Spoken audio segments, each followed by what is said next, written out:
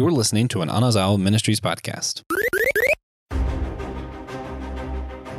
What's up, everybody? This is our What's New episode for this day of July. I am starting off awful. We're going to keep this in because this is live episode. This July is what 25th. happens when you take a final and then try to do a live stream, Christian. Exactly. Like his brain cells are gone. Yeah, they're both chastising me because I before we started this, I did confess that my mind has been all over the place because of school. I just finished my summer semester with a final today. So yeah, that's exactly where my brain is at right now. But we're going to focus on more positive matters. And of course, I say we because it's not just me, Christian Ashley, your host for tonight for Systematic Geekology. But I have two wonderful guests. One of them a former host, and of course, we still love him completely. Brandon Knight, how you doing, Brandon? See if I can't fix that. Nope, can't fix that on my end. So Judy, while we're waiting to hear Brandon's lovely voice, why don't you go ahead and introduce yourself for a second real quick? Yeah, sure. What's up, guys? I'm Judy. I am the beloved Joshua's cousin. I get to pop in here and have some fun and talk nerdy things from time to time. So pumped for my first What's New episode, my first live episode. So I will do my best to keep my potty mouth at bay and have some good times. That's perfect. And we had that talk to earlier as well. We did. It's okay. We're going to make this work. And we'll see if we can fix things on Brandon's end real quick. Yeah.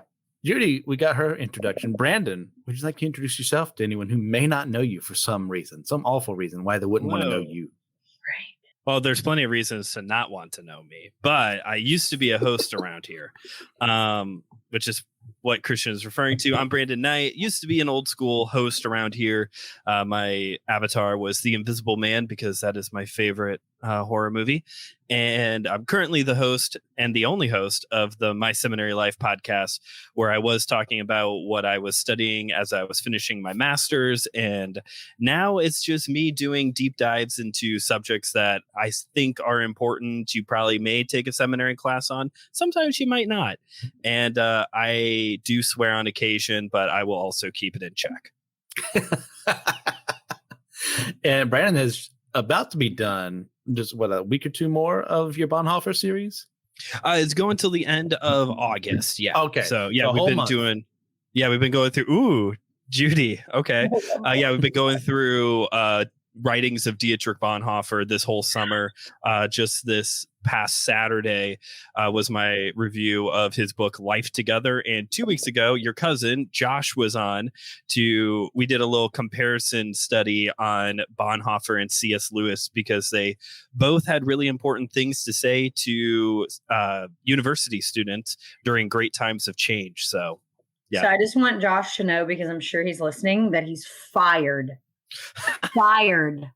That first, I didn't know you were doing a series on Bonhoeffer. And second, Bonhoeffer and Lewis fired. Yeah. I officially am not his cousin anymore. So, yeah. I mean, we'd fire him too if he didn't do all the editing for the show. And I'm not going to be the one to pick up the slack. It's okay. By the way, replacement. It's okay. By the way, isn't Josh the one on Whole Church who is always like, share it with your cousins? No, it's TJ. TJ is the one who's like, make sure you share the show with your cousins. Yes. Josh. Oh, yeah. And of that course, goes for all of our... Just to insert himself, Joshua has written to the show. Whoa! Good. Is that the host of my favorite seminary podcast and the cousin of my favorite host? Wow! Don't suck up now. Don't suck up now. You're on my list. We're off to a wild start. I won't say a bad start because we're never going to have a bad time together here. No. I hope not. Yeah. Not a perfect start. We're going to stick the landing. That's what we're going to do. We're going to start that by doing our lightning round, and I will go ahead and I'll do our first bit of this to give you give you guys some time to think. Once again, sorry, end of semester brain right here, not really working well. Think good. And I'll bring up that image of Ultraman Blazar. Before I get into that, I know you were on the Ultraman episode for Systematic. Yes, I was. Yes, you were. Okay, so you're a big fan. I'm sure. I do like Ultraman. Yeah. Do you have any familiarity? Okay, that's okay.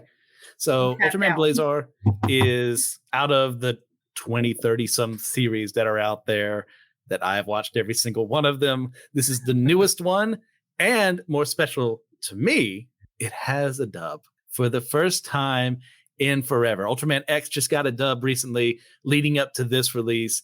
And Johnny Youngbush, those of you who are big Power Ranger fans, big anime dubbing fans, he is doing the dubbed voice of our main character here, whose name escapes me because learning new Ultraman character outside of the main Ultraman title himself is kind of hard, especially with 30 some seasons across, 50 years thereabouts. 30 seasons? Yes. And then some. Jesus have mercy. That's a lot. So this one, I think, for guys, if you don't know anything about it, I mean, it may, for so far, be a good introduction to the concept as a whole. It is not connected, as I have seen so far, to any of the other Ultra series from before this. Some are in their own continuities, some are in alternate universes, stuff like that. So they're probably going to be like the obligatory, like the past Ultraman will show up for maybe an episode or two, like in the middle of the season or something like that, maybe in the finale. But other than that, like Ultraman Blazar has been very fun. I highly recommend it. And let's see. Oh, sorry. We have a note from our friend here. All of his cousins. Dang, I just started with my faves, says Joshua Knoll. Dang. I move that we no longer read Josh's comments because I'm. I wonder if there's some way we can block him. Let's see. Block user. There's an option. I can totally do it. Oh, no. Okay, now don't make him too mad because then he really might not edit things. And I need editing. There you go. All right. You guys have anything else you want to add for our lightning round? And of course, thank you from the best co-host I have in the revolution against Joshua, Elizabeth Pengalangan Clyde. Says, stop distracting him, Josh. Perfect. I like her already. I don't even know her, but she's on Team Judy. I'm here. Okay, bye. I'm just kidding. I love you. We share the same last name. It's obligatory. Someone salvage this. Who wants to go next? Well, I have to say, so I haven't got to watch it yet, but if anyone who listened to the last podcast, I got to hang out with Christian on. I'm a huge Marvel fan. MCU is like my favorite nerdy thing outside of Harry Potter. And I just got done watching Guardians of the Galaxy Volume 1 and 2 because I'm getting ready to watch Volume 3. But I have to do so without any interruptions because children are not nice creatures sometimes. And they interrupt me and I don't want to be interrupted. But I'm super pumped to watch the new one. I love Star-Lord. I love the fact that he is literally just a normal guy who's just like made a name for himself, but like leads these guardians across the galaxy and is always triumphant, which is fun. But I also love that he's kind of an emotional cannon and just blows his lid sometimes. So I'm excited to see the chapter after Gamora is gone. And I don't know. I'm just excited. So anybody who's seen it, I don't want any spoilers. Love you too, Josh. Usually. Send Tiffany my love. Yes, I'll say 3. I really enjoyed 3. And Good. That's all I'll say for your sake. I'm so excited. Brandon, anything for you? I haven't really watched anything very current. I did finally start season 3 of Ultraman from Netflix. But I'm only like 2 episodes in. I would say the thing that's probably the most current that I've been watching is I've actually been watching Moon Girl and Devil Dinosaur on Disney Plus. It's a kids Marvel show. Absolutely a kids Marvel show. It's one of those where there's a lot of times where I go, oh yeah, I'm an almost 30-year-old white man from the Midwest. This isn't going to connect with me all the time. But it's pretty good. I've liked it. I don't know a lot about Moon Girl and Devil Dinosaur, so they can do anything with these characters, and I will just nod my head and say, okay, yeah, sure. There are some points where it's like, I watched a lot of superhero cartoons when I was a kid, and there are some points where the plots are still the same. There's episodes where she's got a substitute teacher at school who's the villain, just like some things just don't change, even if they are trying to make things more inclusive, reach out to different groups who haven't gotten representation previously. It's been good. I've liked it. It's a good one, especially since it's not connected to the MCU at all. It's a good one to just put on, and you don't have to be like laser focus invested the entire time. Like, my kid can play, I can make breakfast, get ready, sit down and watch a few minutes. It's pretty good. Okay, because I've read a couple of the old Moon Boy and Devil Dinosaur from the 70s comics. It's nothing like out of this world spectacular.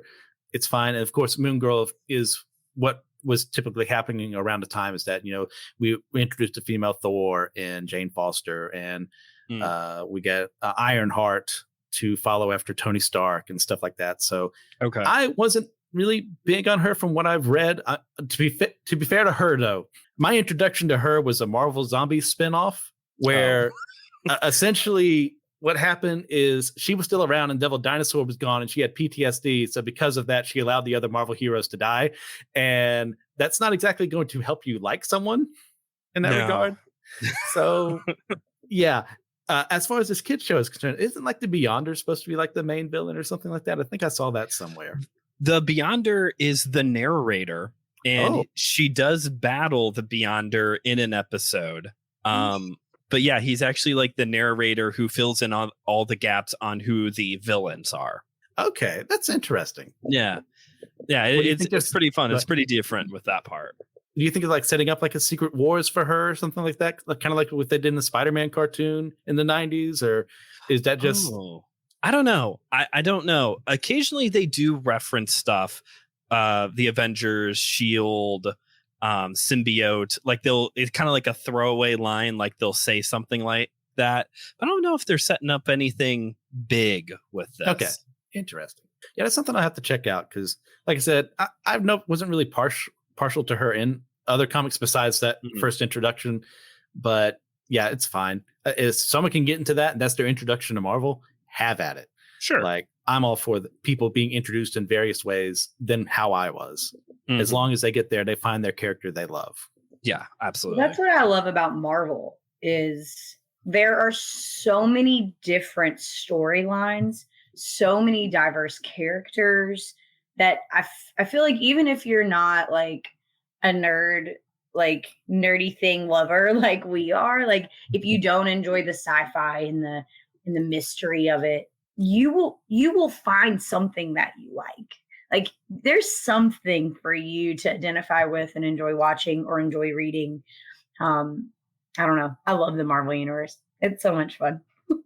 All right, now I'll go to my second for the lightning round, which is my adventures with Superman, which I have seen 4 episodes so far. I don't know if the 5th one's released yet or not. And I got to say, I'm really digging it.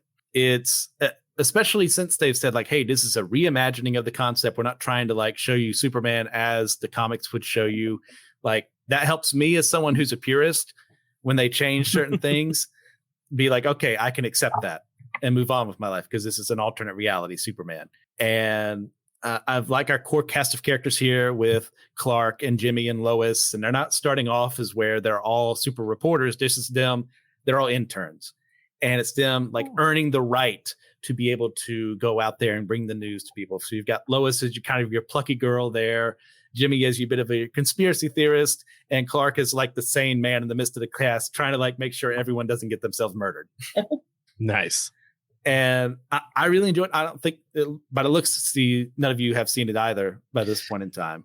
Not yet. Is it more adult animation, cartoon, or? Well, some of it is airing on Adult Swim. But like, well, I was about to say Adult Swim usually tells me that that's a kid-free television time. Yeah. I say outside of maybe I heard some language one point in time and some violence, but like there was plenty of violence in the Superman the animated series. I haven't like seen blood or anything like that. Okay, I can recall. So it's like nowhere near the Harley Quinn cartoon. Oh, absolutely. Okay, got it. I love the Harley Quinn cartoon, but I was trying to. Yes. But. Yeah. So it's a ton of fun. We just had an episode where like they show Lois is not just an idiot. Like she's like putting the signs together, trying to figure out who Superman is, and it looks like she may have come to the realization. But like that was our cliffhanger for the last episode. So it's resolved somehow, or she gets tricked some way in your classic comics faction. We don't know. I kind of hope she commits to the bit and actually learns it's Clark, because the way they've shipped these two together in this show is some of the dorkiest and most fun they've ever been as a couple in quite some time. And I really enjoy that. Right. I'll have to check that out. I don't have Max right now, but when I get around to it. Got it. All right. Anything else you guys want to add to your lightning round? Not that, again, I'm a mom. I'm a full-time seminary student. I work a full-time job. Like watching TV just is a very rare beauty of a moment. But I've also have tagged, I don't know if you guys have ever heard of the Solar Opposites. Oh, Yeah. That was a Hulu thing, wasn't it? Yes. And so I have had it on my watch list for I don't want to admit how long. But they're getting ready to come out with a new season next month. And I'm like, oh my God, I have to like binge watch everything. But I have a few friends that are like, you have to watch it. It's so funny. It's just, I said it reminds them of the alien off of American Dad. What's his name? Roger. Oh, Yes, Roger, Roger, yeah. thank you. Kind of reminds me of like that line of humor of like trying to fit in America. And it's great. So anybody who's seen it, like feel free to give me a comment and encourage me to finally watch these episodes. But I heard it's going to be awesome. New season coming out soon. Totally want to check it out. Okay, Brandon. So my wife watches The Bachelor, so I kind of watch it with her. And the new season of The Bachelorette just started a few weeks ago. But before The Bachelorette comes on, there's another game show that comes on, or a reality show like called Claim to Fame. And this is okay. So it's hosted by Kevin and Frankie Jonas. Okay. So Kevin of the Jonas Brothers and the youngest brother who wasn't a part of the band.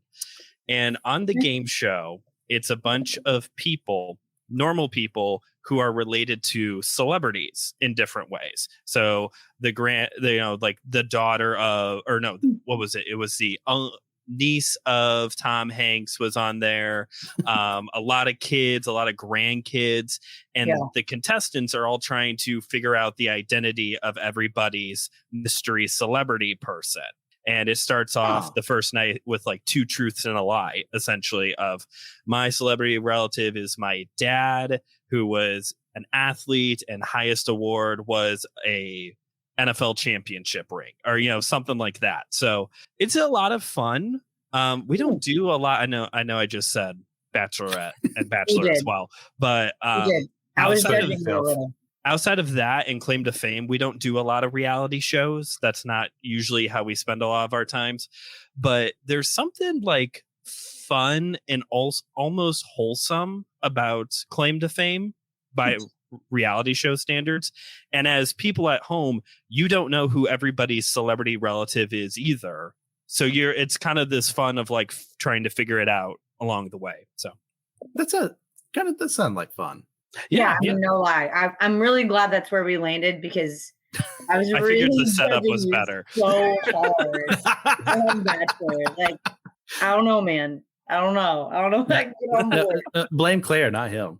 I mean, he's the one that he's just being supportive. Podcast, not her. I'm being supportive. She sat down and watched WWE with me willingly, so I sat down to watch Bachelorette with her willingly. There you go.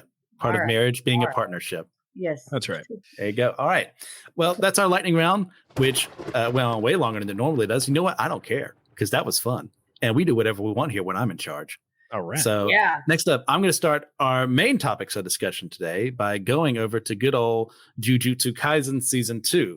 Now, before I go into there and explain the concept, do either of you know what this is?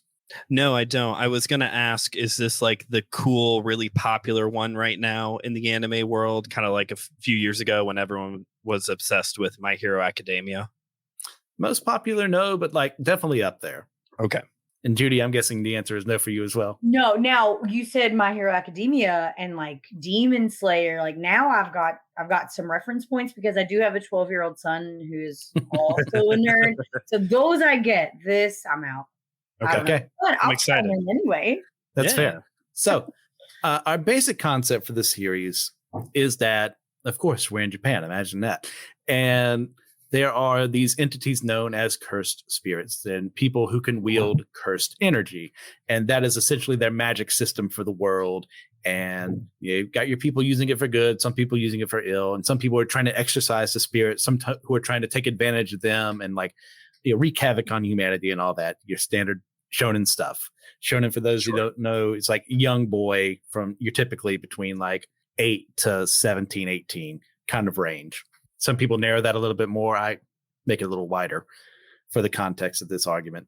And we have our main character, Yuji, who is just a guy who's a little more capable physically than other people for some strange reason. We found out in the manga. I'm not going to focus too much on that because, I know some people aren't caught up, and this is not manga mustard where we would do that.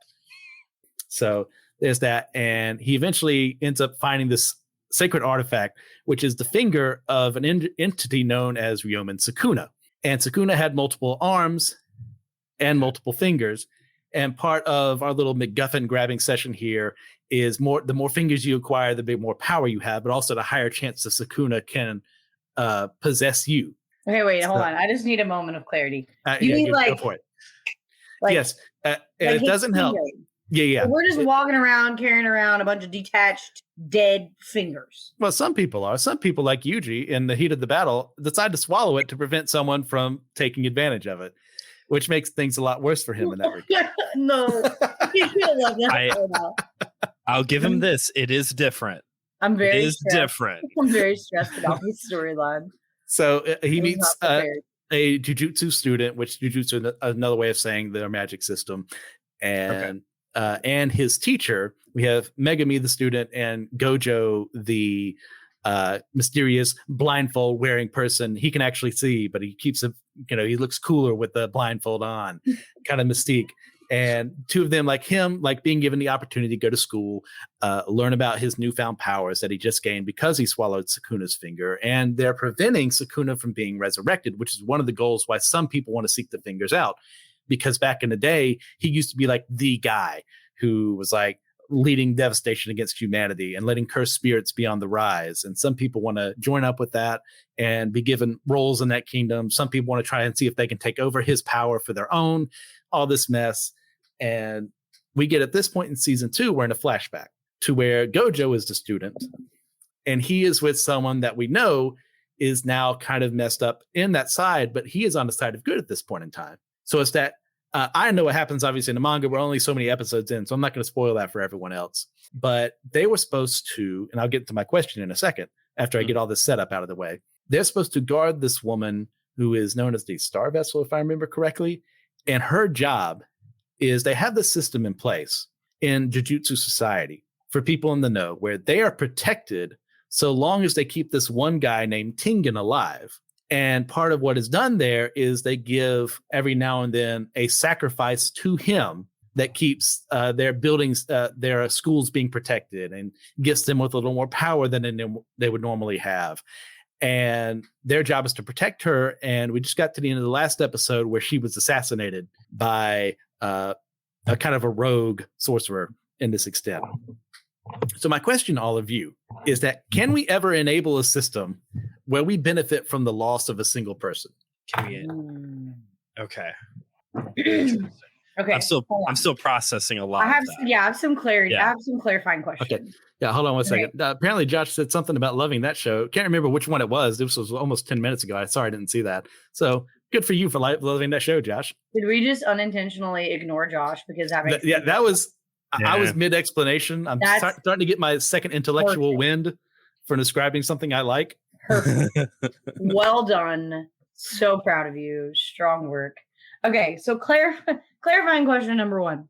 Are we talking about like creating a system, enabling a system that regularly benefits from a like consistent like sacrificial lamb? Or are we talking about like an instance where we're eliminating one person? Okay. Like, so, is that situational, or are we talking like habitual? In this specific situation, this has been done multiple times before. But we could argue, like, is it good enough to be done once? Is it good enough to be done several times? Should it be done at all? So I want to hear what you have to say on that. Well, something about the habitual, like we have to do this frequently part, that feels like a very hard no for me. This system reminds me a lot of the punchline of Watchmen. When you get around to the end of Watchmen, I don't want to spoil anything. I don't want to spoil a story that's been out since the 80s. 40 years old. But if you don't know the end of Watchmen by now, you're not trying. You're not trying. Or which just got announced at San Diego. They're making an animated film version. You find out at the end. Worried. I think I'm just hoping the art looks good. But you find out at the end, Ozymandias has this intergalactic weapon that he is going to use to destroy part of New York in order to bring about world peace. And it seemingly works. And then they flesh that out more in the very well made HBO Watchmen series. So that's where my brain goes of this like one and done. Can we sacrifice not necessarily one person in the case of Watchmen? It was like part of New York that blew up. But can we do that one time in order to guarantee the safety of others? So maybe you were in an ethics class. If this is where your head's at. Yes. Judy, do you have anything you want to add before I get into this? Yeah. So it's funny. So I think I'm whenever I'm piddling around the house, I like to rewatch all of my shows that I really like. So right now I'm in the middle of rewatching Agents of S.H.I.E.L.D. And so I think about how like Jia Ying, like for those who don't know, so Sky, one of the main characters, her mom ends up being the leader of this colony of Inhumans, is what they call them. So they, in their DNA is this like power that is waiting to be released. They go through this process, they change, and now suddenly like they come out on the other side with some sort of like superpower, whatever that looks like, not in a traditional sense as we would usually associate a superpower. Like it was funny when you talk about the blindfold, I was thinking about Gordon, whose like eyes are shut, but like he can see everything, or like covered up with skin now. But you know, I think about at the end of that season where, spoiler alert for anybody who is anticipating watching Agents of S.H.I.E.L.D., like plug your ears.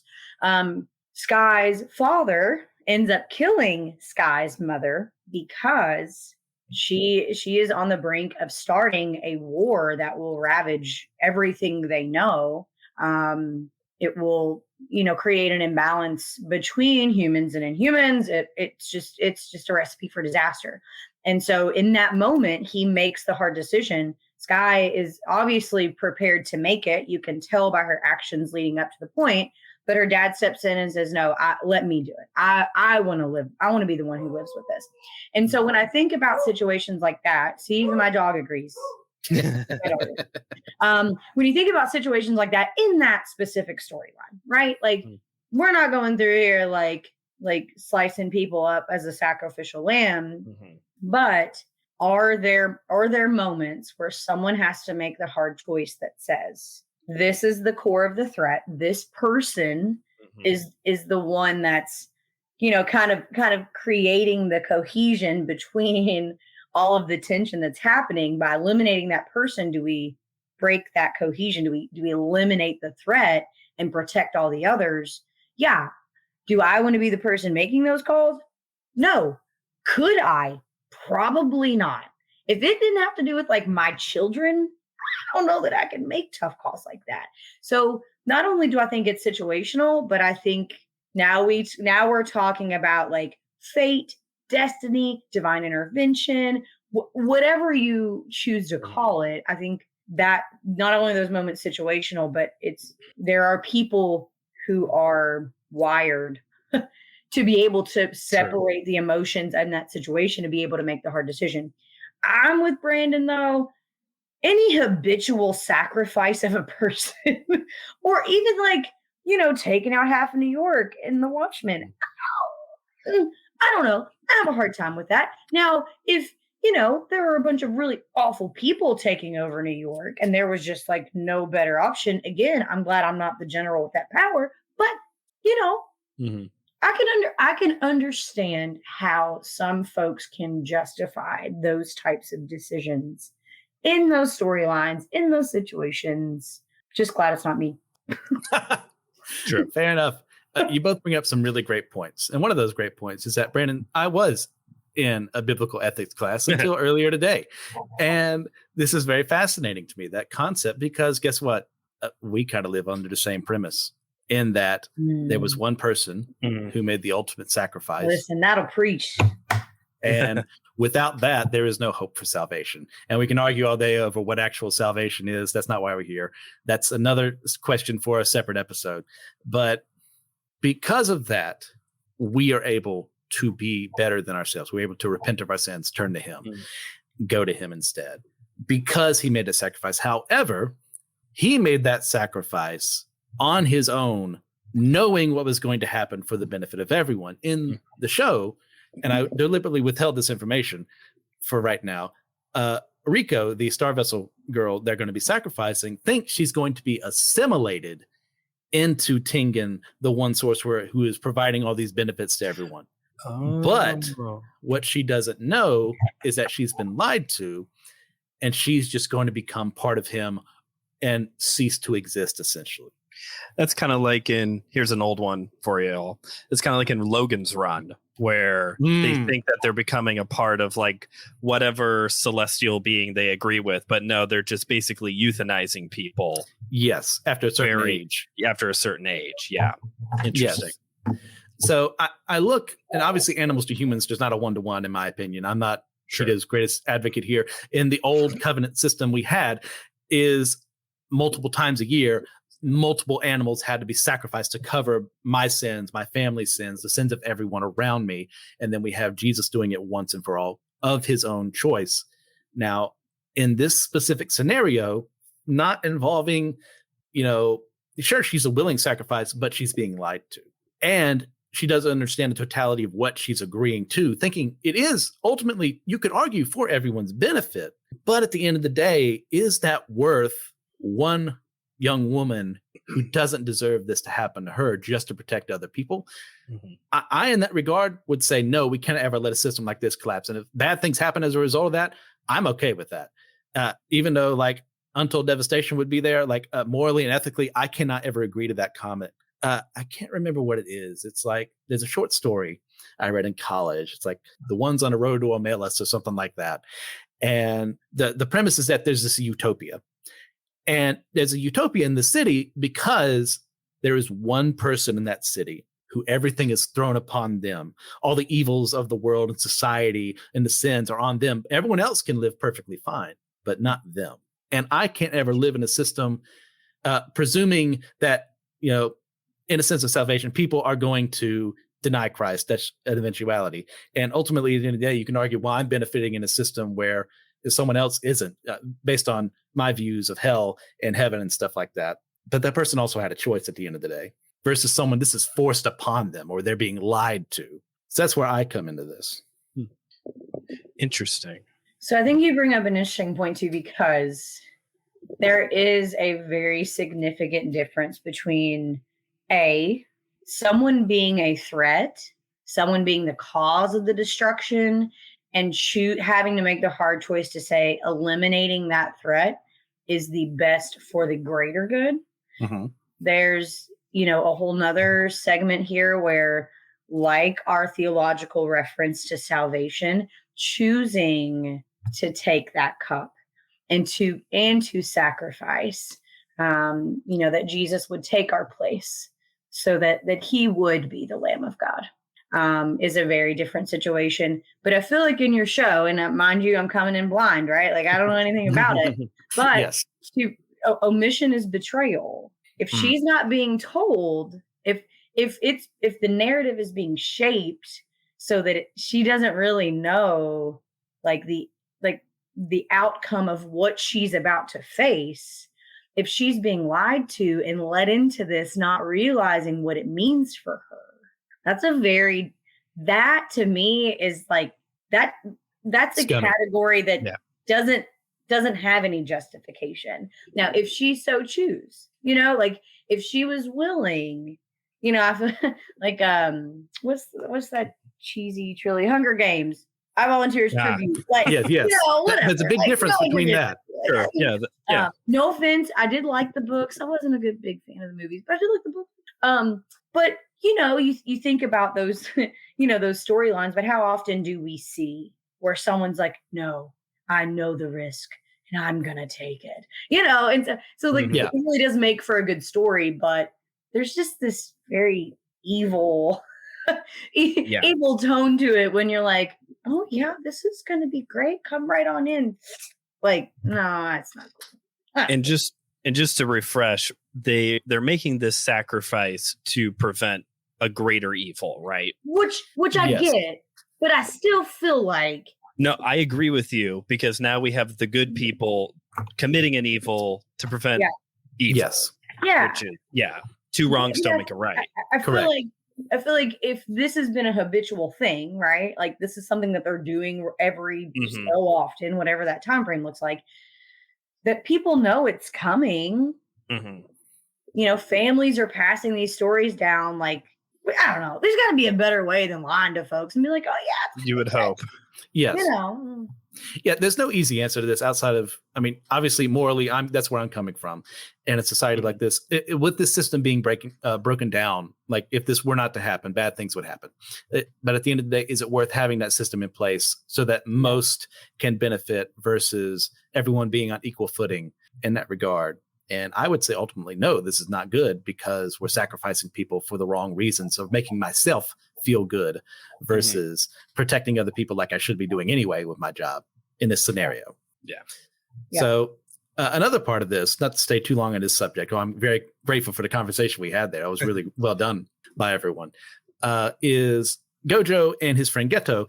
At this point in time, they're both students. They're protecting this girl. Unfortunately, she dies in the midst of them trying to protect her. But we start with Gojo being kind of the person who's a bit more might makes right. I'm the strongest person in this world, which essentially he is for the most part, because he's got a very broken technique to where he can create infinity between you and him, so you can never actually touch him. And so, of course, cool. you get raised in that situation like, oh, well, I'm just better than you, so therefore I can make the rules. Versus his friend Geto, who at this point in time is a little softer. And it's like, hey, can you see things from their point of view and stuff like that? But due to the circumstances that happen here, their roles kind of reverse. And my question is what is it about tragedy that can sometimes make us learn better than through other means? And I say sometimes because that's a very terrible thing to say. Tragedy is always the greatest teacher. I feel like as all seminary students, we read lots of books, and I could not for the life of you tell me which book or who wrote it, because there's just too many. But I do remember an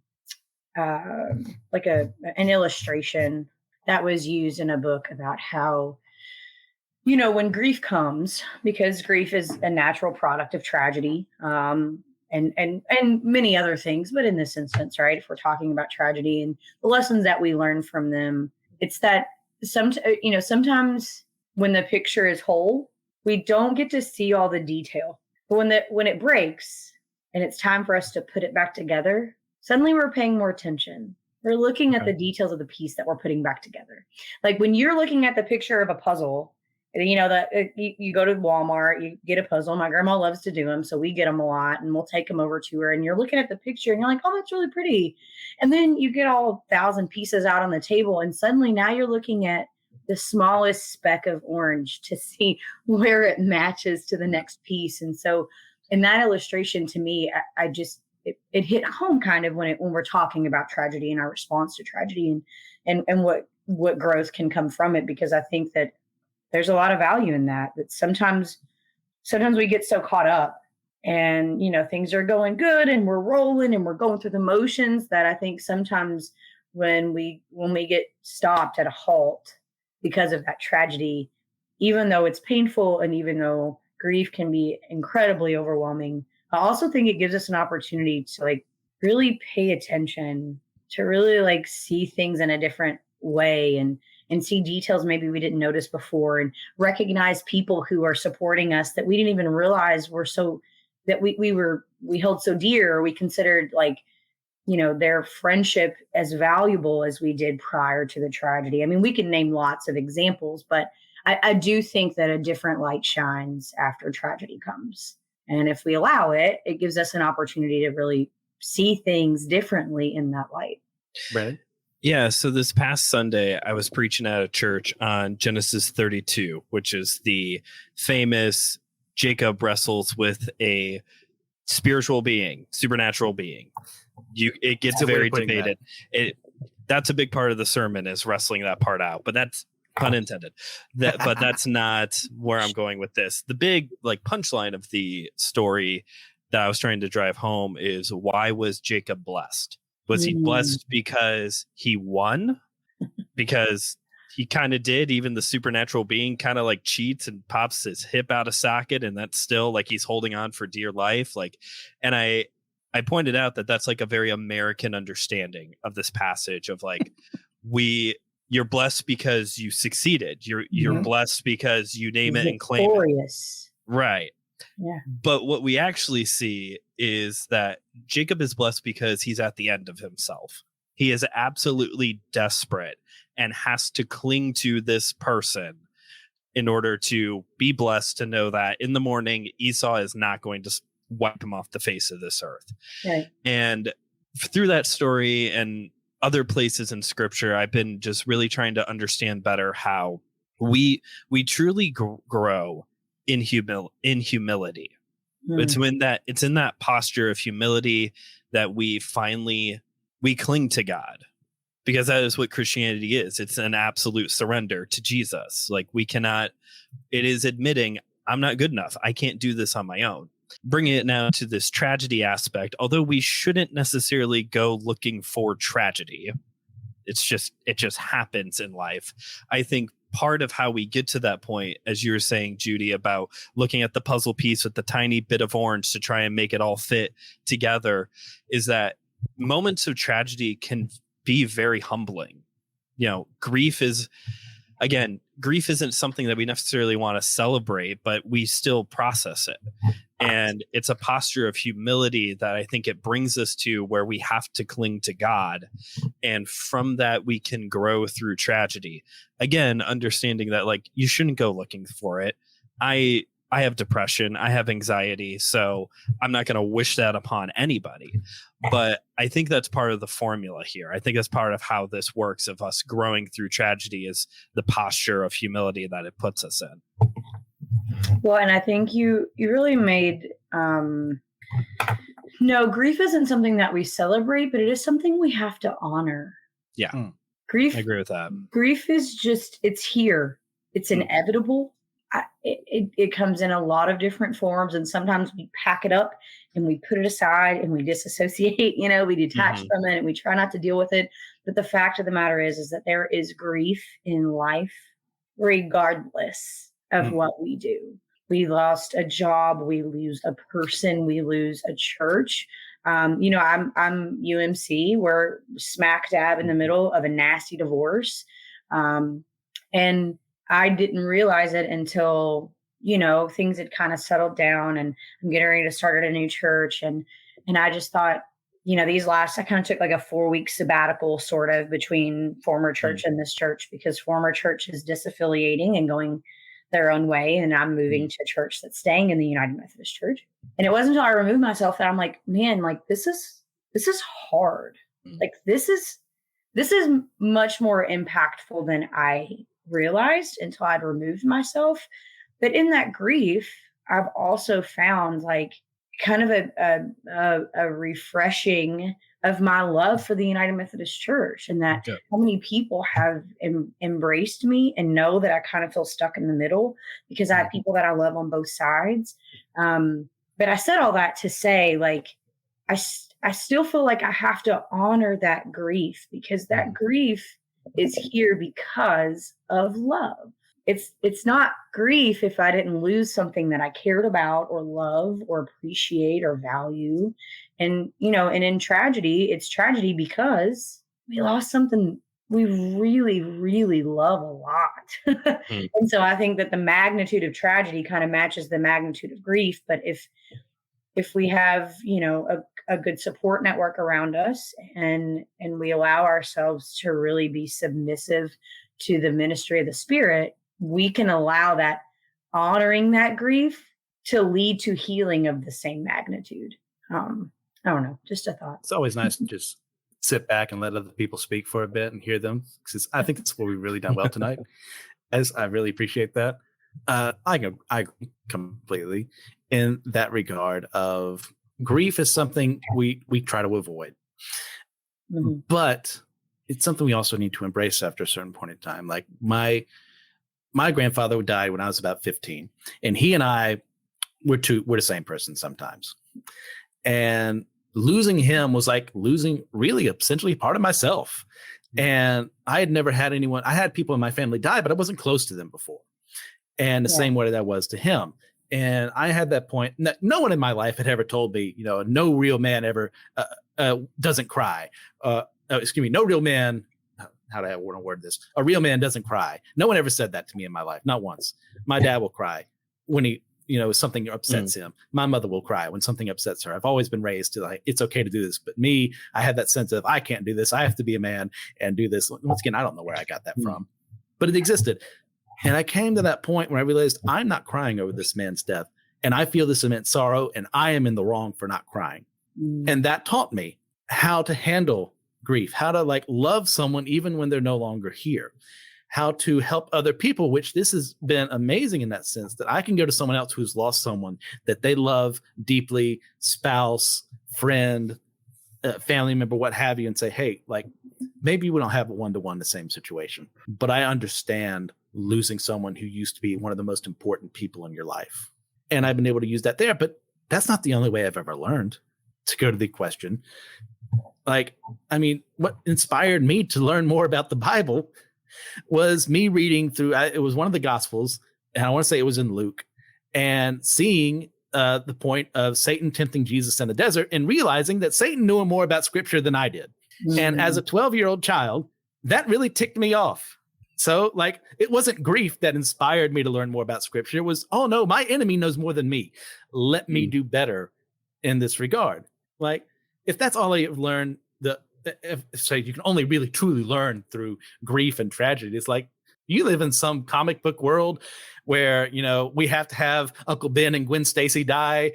And, all these terrible things have to happen. Like I have to learn that I'm a mutant. My entire family is killed by these mutant hating people just for things to come out here. Like we get in the comics and I have this quote. It's from a Daredevil run. It's from one of Mark Waid's. Okay. And he's talking to someone who is allying with the Punisher. And she says, you know what gives me strength? The loss. We're like that way, I imagine. Admit it. Nobody who's a stranger to that particular pain could ever be as driven as us. And Daredevil kind of like looks her in the eye and like throws the staff at her, barely missing her, and says, never. Don't you ever say that to me again. That is a repellent statement. It is a vomitous insult to every cop, every fireman, every soldier alive who steps up to fight for those who can't. I am sorry for your loss, but if you genuinely believe that only the death of a loved one can motivate a human being to take up a cause, then get your pathetic, cynical self out of my way so I can do my job. Yeah, Mark Waid definitely wrote that. Bam! That sounds like him. And love that guy. That hits me. Yeah, it's like, because we get to that point sometimes of, oh, well, I can only experience this truly if I've gone through it myself. But no, like I can comfort someone who I've never gone through something like that with them. Like I won't understand completely, mind you, but I can still reach out my hand and say, hey, let's hang out together, or let's give you time to talk and I'll listen. So that's a really common misconception, I think, for a lot of folks, especially from like a Christian standpoint, that we feel like if someone is experiencing something that we haven't gone through or that we really don't know anything about, like we want to like, oh, well, there's nothing I can really do to comfort them. And then on the other side, we're like, oh, well, I've lost someone too. I know exactly how they feel. Like, no, you probably don't. Yeah. Comfort isn't about like being able to identify their emotions or like, it truly is just about being present in the moment and saying like, man, that really sucks a lot. Like, I know that you are hurting. There's nothing I can do to fix it. And I know that, but I'm going to grab some groceries and come cook you dinner. And you're going to go chill out on the couch with a fuzzy blanket that I bring and, watch, queue up Guardians of the Galaxy 3 so we can watch it together and, smack on some food and have some cookies for dessert. You know what I mean? Like, yeah, it's, we make it far more complicated than it has to be. It's like, no, man, you can just be a cool person. You can just, Yeah. Food and fuzzy blankets fix a lot of things, man. I'm just saying. It's true. All right. I'm pressed for time, and it's my fault for letting my part of this conversation keep going as long as I wanted it to. No, I think it's been amazing. But to continue onto something just as cynical as Jujutsu Kaisen right now, we go to the ultimate amount of cynicism possible in humanity, into Bluey. Now, Brandon, this was... I'm so glad you did this. I didn't know if you were going to fall through, but I was so glad. Brandon, like, Yeah. introduces new episodes of Bluey have dropped. Like, walk us through it. Yeah. Yeah. So I don't know why, but they've added 10 more episodes to season 3. I don't know why these 10 weren't part of the original drop in the first place, but they've just recently added 10 more episodes, plus one of the episodes that was banned in the US got re-edited to be released. So there's 11 new episodes. Banned a Bluey episode. So would you like me to talk about the new episodes or explain the banned situation first? Both, if we have the time. Okay, so I'll do the band really quick because it's actually not as like destructive as it sounds. Basically, because this show is produced in Australia, there is some things that when the show goes international just isn't deemed appropriate by other countries. And for us, they make a lot of bathroom jokes. Okay. And they say a lot of words that by our American censorship standards are not appropriate for small children. Like there's one episode where they say the word fart a lot.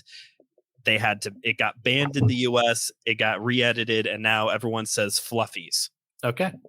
And in particular with this episode that just got released, there's a portion in the episode where Bingo and Bluey are just saying made up words.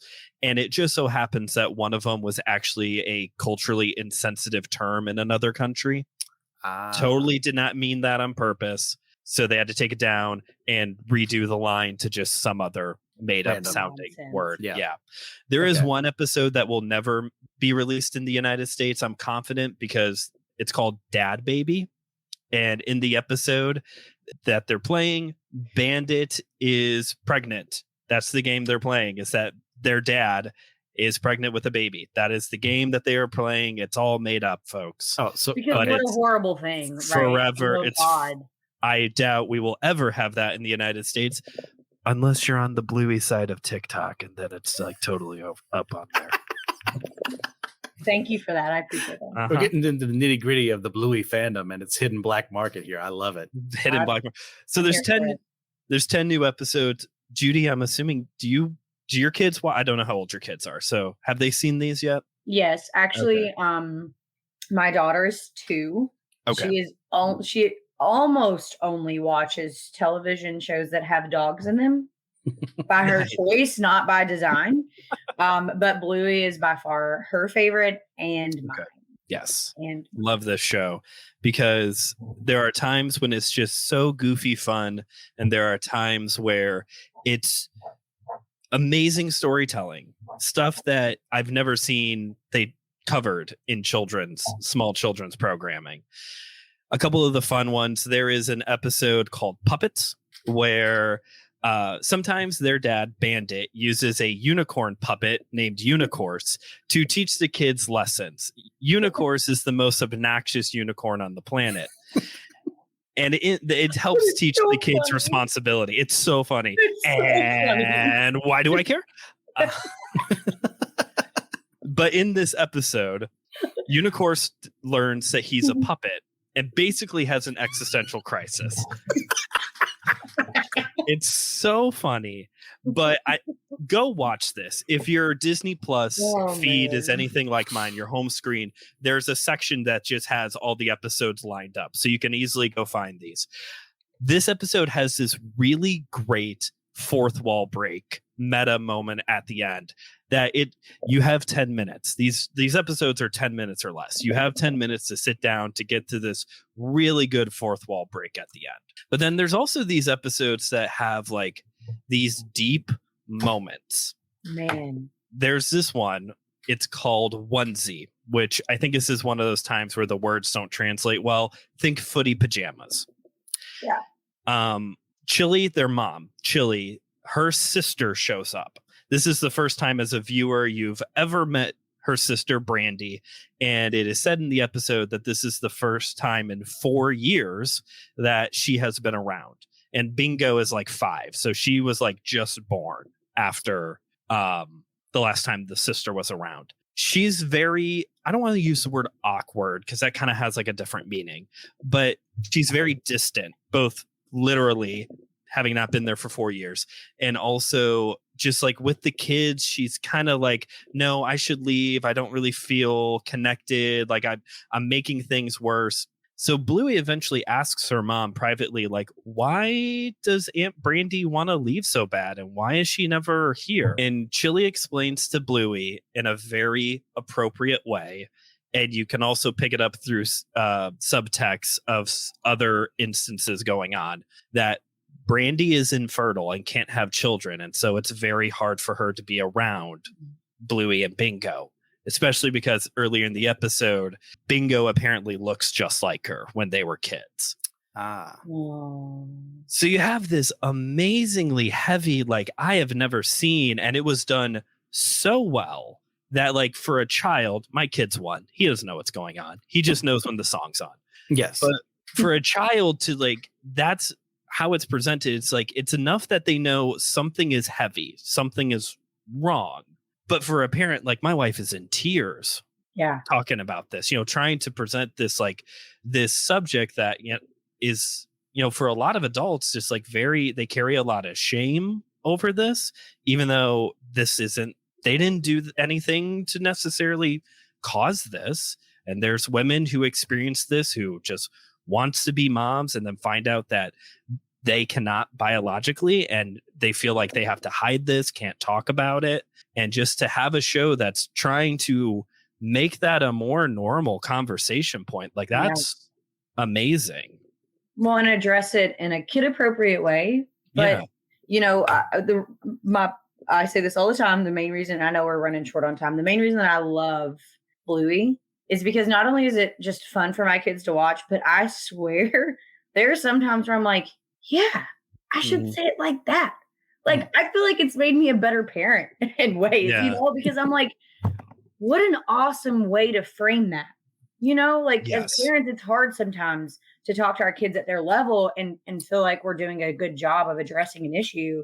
And, Bluey does that on a regular basis. Plus, their car is messy as hell, just like mine. And it's great. Yeah. I'm like, see, I ain't the only one. Fries and crumbs and who knows what. Yeah, I'll say I haven't watched everything, but my mom watches kids during the day. When I go back home, this is on a screen every now and then. So I know enough about, Bingo and Bluey and Bandit. And I didn't know her mom's name was Chili. So I learned that tonight.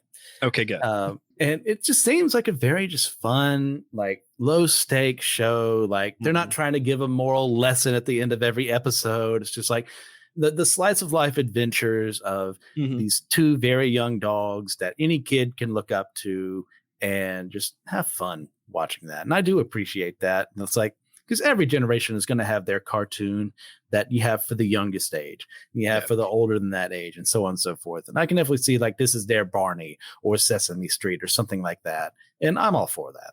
Yeah. Do we have time for me to plug one more, or do we need to go? Go for it.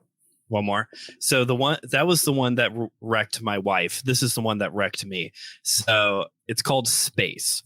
And actually, it's one of the ones where Bluey is actually only in it for like 10 seconds.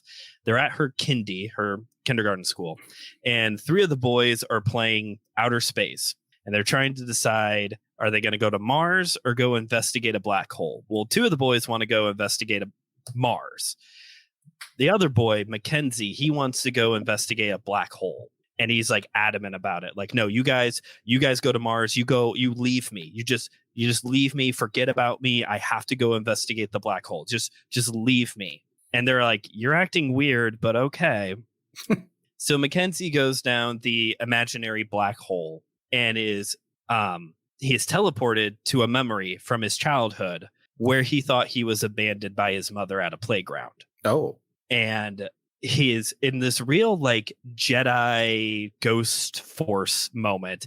His school teacher walks up, Calypso, and says to little baby Mackenzie, who thinks that he's been abandoned, you're just turned around. Your mom's right over there. And then he grows up and she addresses him as that age, Mackenzie, and says, you don't have to keep coming back here, referring to, like, this trauma memory. And at that moment, his 2 friends rush into the black hole and pull him out to save him. And I'm surprised I got through that. I was thinking about that earlier and I started crying, and I'm surprised I got through that. And the reason, man. I never was like abandoned at the playground or anything like that. But abandonment issues is like one of those things that like it's part of like my mental health package of struggles, is just feelings of abandonment. Even at almost the age of 30, if I have a night when all of my friends, for whatever reason, happen to cancel all on the same night, I don't hold it against them, but that's how I feel. Yes. And it's not so much like, oh my gosh, I can see this being like, the metaphor is really cool. The visuals are all really great, but it's that line from the teacher of, you don't have to keep coming back here, of like, you don't have to keep reliving this trauma, forcing it on yourself. You know what I mean? Yeah. Especially for children too. That is perfectly put. Right. Yeah. Like, that's powerful. That'll preach too. Yeah. Well, yeah. Okay. Well, thank you, Brandon, for bringing that to counterbalance my darker and edgier stuff for this. I really appreciate that. Even though we did get some darker themes too with Bluey, surprisingly enough, that was very enjoyable. But I need to go to work, so thank you guys for. It's okay, I can show up whenever, but like I do need to get in at some point in time. Well, your brain cells are also fried from finals, so I say to use that as an excuse. There you go.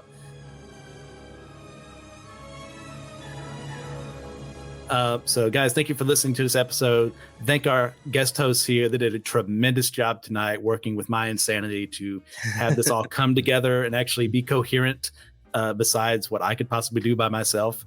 And I'm very grateful to them for this. So if you have a chance, just leave us a like, comment on this video as well. This was a lot of fun. If you have a chance, also go to our YouTube page, subscribe there, like us on Facebook, join that group there as well. We have a Patreon too you can go to. Remember, we're all a chosen people, a geekdom of priests.